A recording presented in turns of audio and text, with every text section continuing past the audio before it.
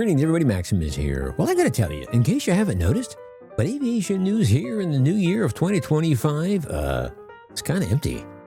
I've been scouring the internet and trade papers 24/7, but I've been coming up with a whole lot of nothing. Bupkis, nada. However, before I pick out a nice dumpster and sweet shopping cart, or trolley as they say in the UK, I gave it one more try, and thankfully, I can put those dumpster reservations on hold because I've got some aviation news for you. So hit that like button, consider subscribing, and let's go do some news. You are watching Maximus Aviation. Well, Eurowings airline has announced that it will be making a pretty big move. Shocking? Well, maybe to some, especially given the Airbus to Boeing turnabout. But nevertheless, Eurowings has announced that it will replace its fleet of Airbus A319s and older A320 models with 40 brand new Boeing 737 MAX 8 jets. Lufthansa Group placed an order for 40 new Boeing MAX jets and an option for 60 more way back in December of 2023. But Eurowings kind of kept the Boeing order a bit of a secret. That is, until this month, when the airline publicly disclosed that on January 2024, that Eurowings would be the owner of the new Boeing aircraft, as well as announcing the phase-out of their Airbus aircraft. Eurowings says that it has established itself as the Lufthansa Group's point-to-point airline, adding that they believe some of the reasons for that is its convincing strategy and its outstanding employees in an extremely competitive market. Christian Sfuhr, chairman of the board and CEO of the Lufthansa Group, said that the company's strategic focus on expanding its tourism business and its consistent expansion in Europe is paying off for the entire Lufthansa Group, adding that our decision today is a well-deserved and strong signal for a successful future of Eurowings. The fleet modernization is being described by the Lufthansa Group as one of the largest in European aviation and is scheduled to begin in 2027 with the arrival of the first brand new Boeing 737-8. Lufthansa highlighted the decision to allocate the aircraft to Eurowings as further proof of its significant progress towards more sustainable flying, and said that the order equates to a $5 billion fleet investment. The new short and medium-haul jets will be reconfigured with redesigned cabins for more comfort on board and space for up to 189 passengers. Jens Bischoff, the CEO of Eurowings, says that with 40 state-of-the-art aircraft, we're laying the foundation for a future of Eurowings that is geared towards ambitious sustainability goals. The largest investment in our company's history shows that we're making rapid progress towards low-emission flying, adding that through significantly lower fuel consumption, lower emissions, and significantly less noise. Bischoff added that the high cost efficiency of the new jets also enables us to continue to offer Eurowings customers fares at an attractive rate. Without such a technological leap, an airline will hardly be able to operate successfully in the market in the 2030s. Well, according to the Asia Business Daily, word of Korean Air's retirement of their A380 Jumbo has been greatly exaggerated. Because in a surprise announcement, Korean Airlines said that the retirement of the A380, the so-called hotel in the sky, has been delayed, as large-scale maintenance has begun on the baby blue flying elephant.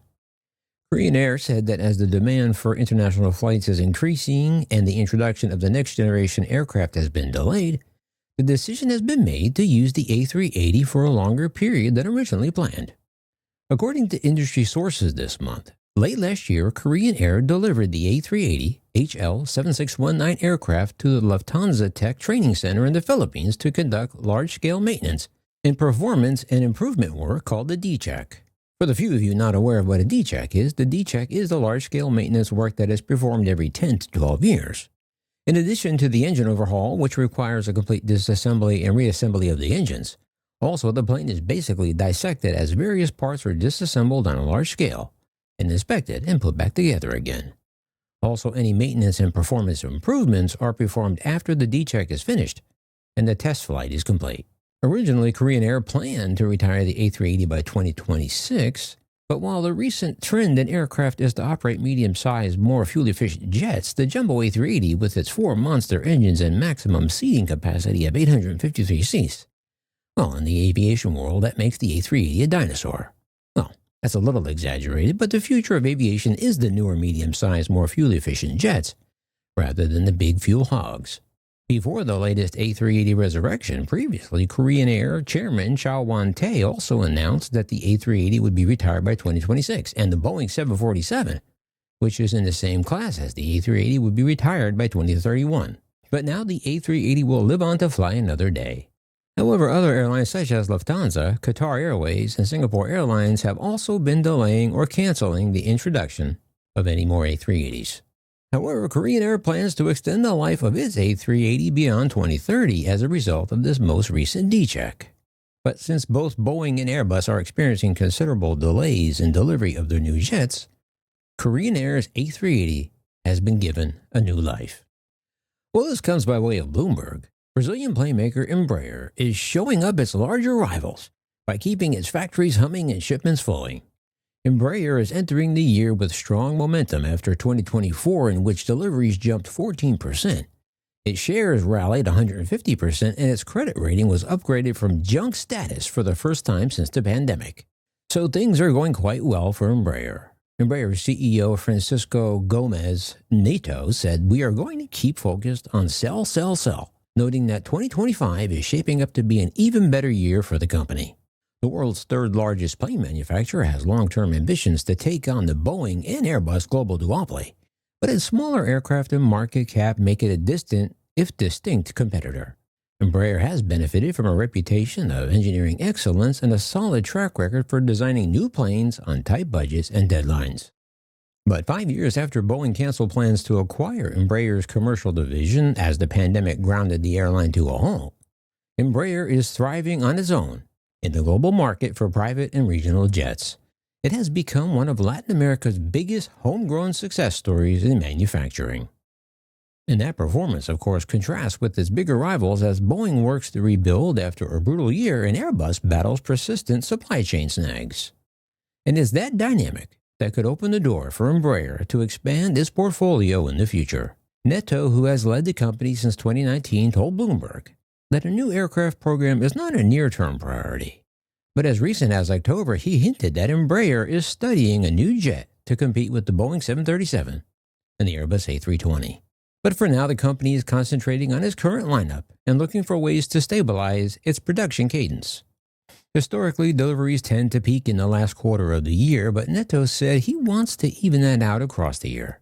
However, industry analysts are confident the company has room to grow further in all segments, with stronger margins coming from commercial aviation and a boost in orders on the defense front benefiting from a challenging geopolitical scenario.